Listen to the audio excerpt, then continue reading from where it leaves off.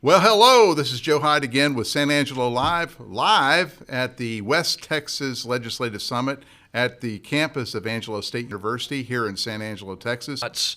But they're all centered around agriculture, energy, national security, the things that we do right here. Right. So it's good. And of course, this type of conference I think is important, and the reason why we devoted our resources to it is because we need to, telegraph or broadcast the needs of rural Texas. We do, and I think if we could bring a little bit of West Texas to Washington, the world would be a better place. Good luck doing that. And we're Joe, I promise you, we're gonna keep trying to do that. I think we're gonna be successful doing that. We're gonna get into some topics, I'm sure of it, that you're gonna introduce here in a second. But people are tired of feeling abandoned. Right. And right here in West Texas, whether it's Midland, Odessa, San Angelo, this whole area, the way we do business, the way we conduct ourselves, the way we govern ourselves and let people be successful, that's the model that the U.S. needs to follow. Right. Okay, so let's talk about that model and following it.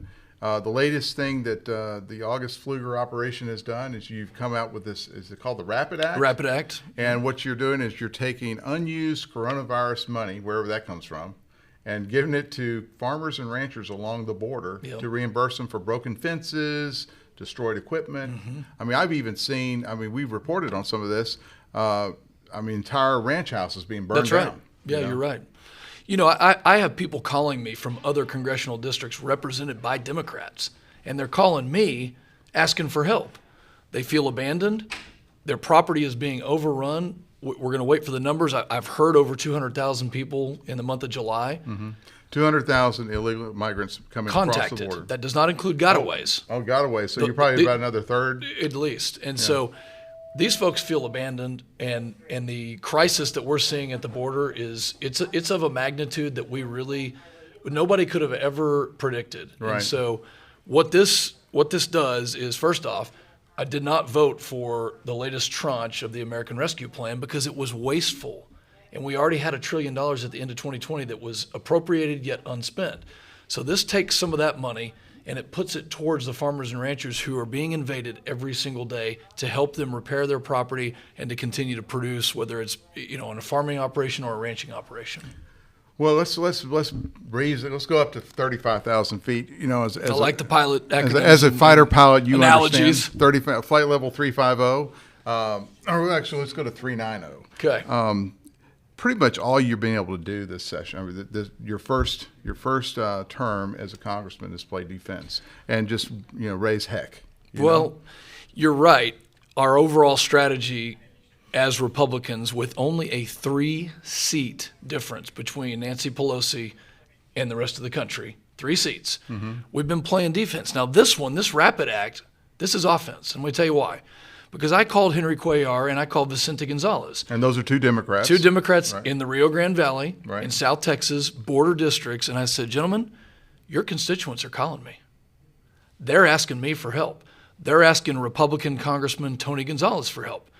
Which is it going to be? Are you going to stand with Nancy Pelosi and Joe Biden and abandon your constituents and allow this immigration crisis to continue? Or are you going to do the right thing? Guess what? They both signed up for this. This is a bipartisan bill that they understand the need for their constituents. So we are now transitioning from defense to offense, and very proud to get them on there and to have some, a step forward in the right direction. This does not fix the border crisis. Right. It's just a small little Band-Aid. This is a small Band-Aid to help people who are being devastated, whether it's cars being stolen, barns being burned down, whatever the damage is, fences being cut. All right. So other things you've been doing for defense.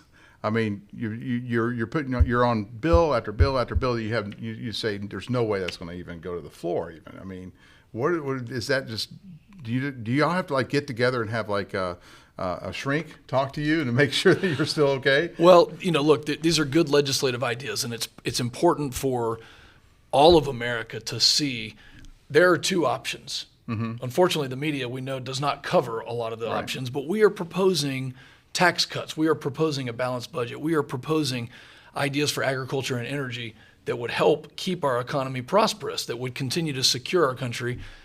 That is the option that, unfortunately, in 2020, America decided to go with Joe Biden. And we want to show them, here's why that was a mistake. We need you to come back over here. And in 2022, we are going to get the House back. And I hope in 2024, whoever the candidate is, that we can get the presidency back. But the politics of getting of winning of a red wave in 2022, I mean, everyone I've talked to, I say, there's probably 50% of your constituents or more who feel the election was pretty much dishonest, at least dishonest. We would say it was stolen or whatever, but there was a lot of shenanigans going on. If the Republicans can't secure our elections, how in the heck are we going to get elected? Well, and this is the danger of H.R. 1, Nancy Pelosi's number one objective. And this is the House bill. House Bill 1. That is going to nationalize elections. That's exactly right. It's going to put money into people like AOC's re-election campaign. So if she raises $200, the federal government would match that 6-1 and give her $1,200. I'm not okay with that. It mandates that you have mass mailing of ballots. It mandates that states now can do ballot harvesting. I'm not okay with that. It is a nationally, federally, from Washington, D.C. controlled election system. That is exactly opposite of what we need. So what is the temperature in Washington when the Texas House of Representative Democrats showed up there, infected everyone with COVID, What was the temperature of that? I mean, they were obviously there to make a big show to get this H.R. 1 passed. Well, I think it backfired on them. Do you really think it backfired? I do. I think it backfired for multiple reasons. Number one, they're derelict in their duties here in the state of Texas, and I hope that their constituents are watching this, that they need to be in session voting on the things. They may not like it. I'm in the minority party, and we have to take some votes that I am obviously feel very strongly about not passing things like H.R. 1. But it's my job to be in Washington, D.C. to place those votes. Right. It is their job to be in Austin, Texas. And if they don't like it, then they need to go out and they need to continue to gain awareness.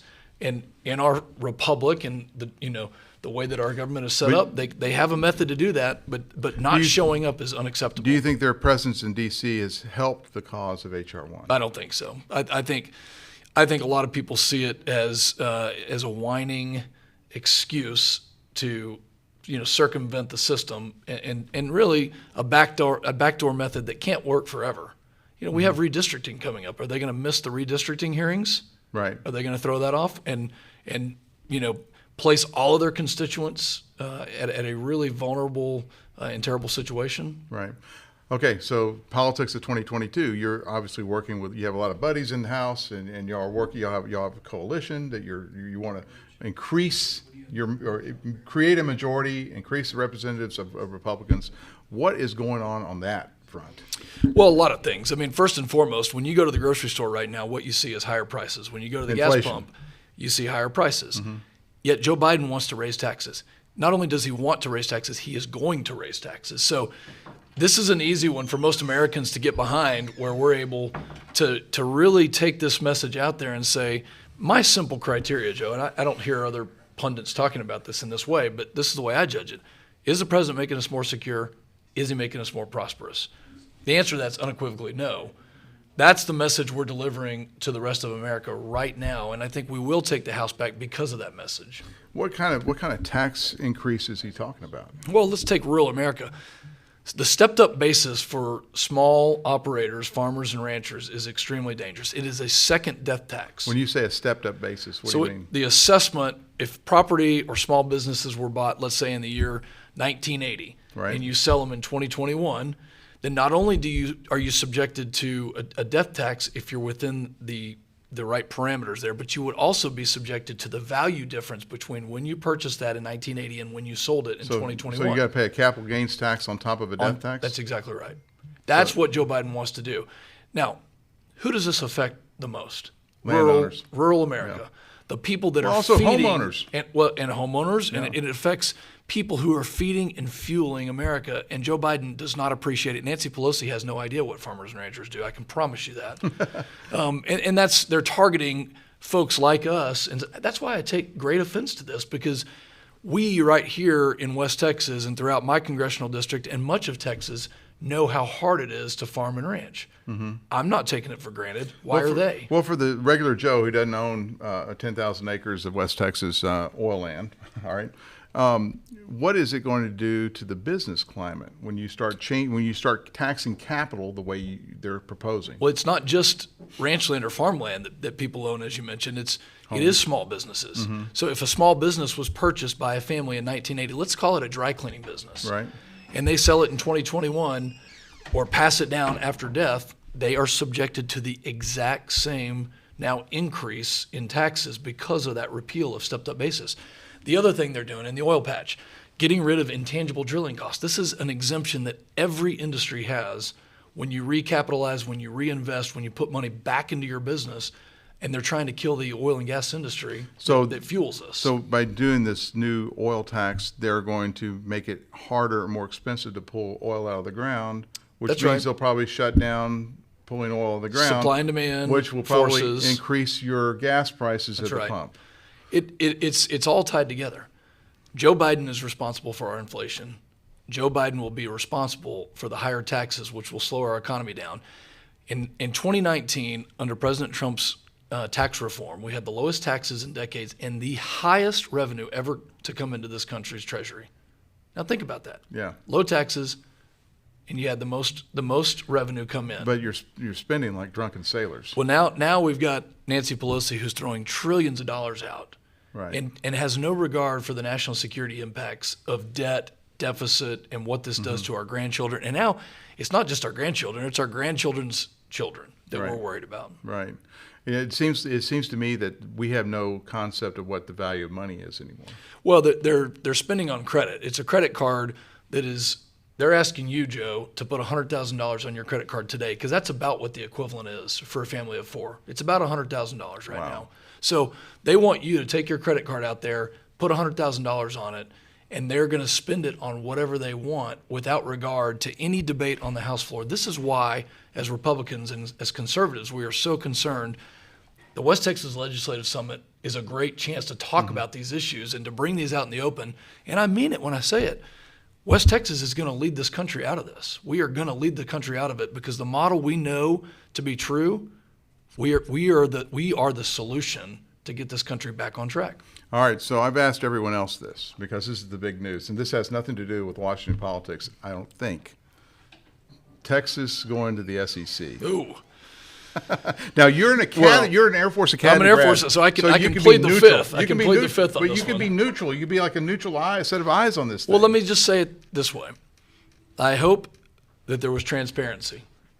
I hope that this was done in an above-board way. That is going to be my answer for everything political, and also for something like this, which obviously is inherently political. Right. So whether it's the Democrats trying to push trillions of dollars of spending in a non-transparent way or an SEC matter, I hope that it was done in a transparent way, and it obviously is not in my jurisdiction right now. So if I were to write the headline, is you're saying that the Texas moving to the SEC is akin to being a Democrat? No, that's not what I'm saying, Joe. No, that's not what I'm saying. But I do love the entrapment on these questions. Entrapment. So. Anyway. Well, August, it's been a pleasure talking to you. Thank you. This is August Pfluger, CD11. See, I got it right this time. You got it right. I want to just say it from Granbury through San Angelo to Midland, Odessa, back down to Llano and Junction. Yeah. That's your district. It's a great district. And it's a wonderful 29 district. counties. Yeah. And you've been to all of them. Been all of them this year. And again, we've done 20 in-person town halls. We have 6 district offices. We're reaching out to folks and helping people with veterans issues and Social Security issues, any number of issues. So if I can put a plug in for pfluger.house.gov, go to my website, especially if you need help with something. Our team is ready to help. And I would also ask that you sign up for the Pfluger Flyby, because a lot of the issues that you just talked about, on a weekly basis, we send an email out and it goes through the legislative priorities and it keeps people informed about some of the nonsense and some of the ideas that we're bringing to the table as options to that nonsense. All righty. Well, I'm Joe Hyde with San Angelo Live for August Pfluger, and this is the West Texas Legislative Summit. Thank you, Joe.